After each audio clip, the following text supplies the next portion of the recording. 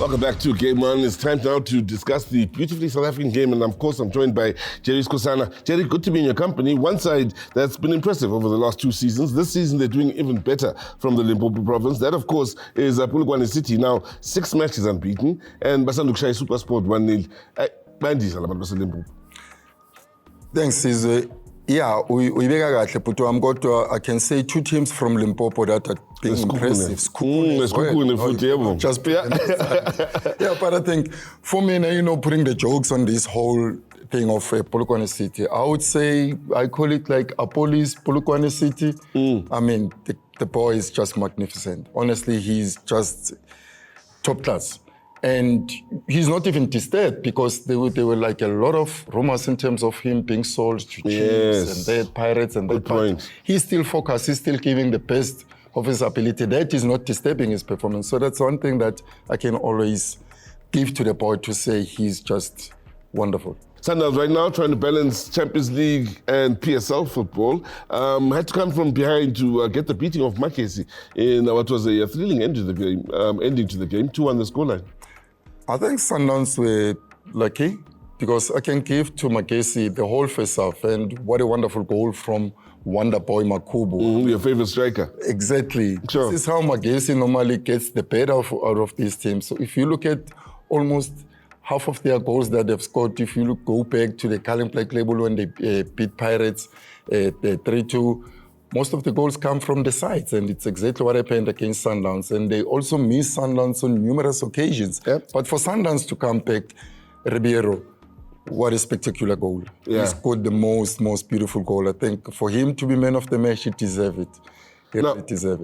Interesting, Omar. Recently, Ushaluli is back to scoring ways. Riviero has been amongst the scorers throughout the season, but now Matthews is back to scoring ways as well. So Sundowns seems as though many of their players now are finding their form at the right time of the season as well. Yeah, I mean, let's also give credit to the coach, Caruso. I mean, what he's doing, you look at the influx of players at Sundowns, the number, it's so big, and they always give you whatever that you're looking for. Because the question that was asked to him was like, you didn't change almost the team that you started in the CAF Champions League. When you come to play Magesi, it was almost like that, only one change. And then he said, no, he wants to have them to understand each other, to know what is it that is needed. So he is trying a lot in terms of mixing all these players to be one unit, because it's a big number of players. So for me, that's why I give the credit to the coach to say whatever that is doing at Sundowns to have consistency to the players, it's something that you'll always want to see.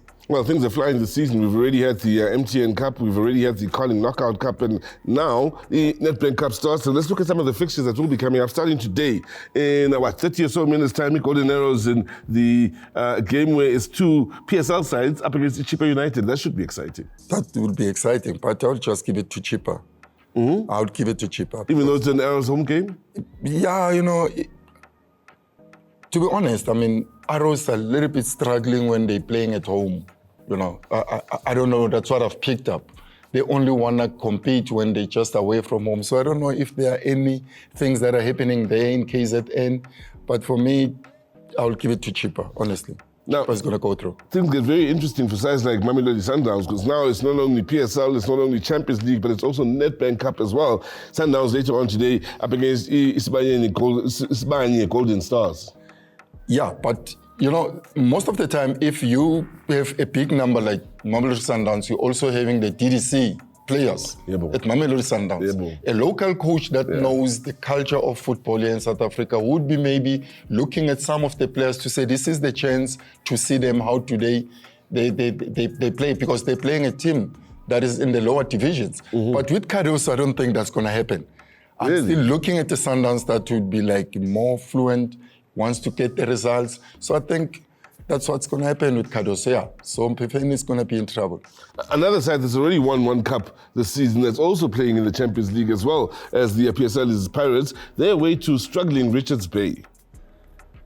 Let's take the last year results that were not good for Pirates in one of the competitions where they lost to Richards Bay. So I hope this time they will know they've learned the lesson.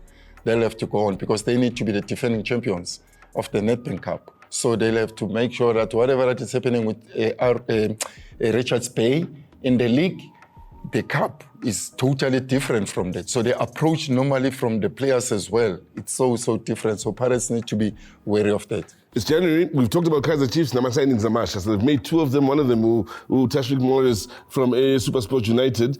We might see the new faces going into this game against a free agent. Free agent, the team that I compete with in the APC Motsepe, they are the ones that had to come out of the Gauteng Safa division. Not that good because they are really struggling. They've lost some of their players, free agent, because of the squabbles that are happening within the team.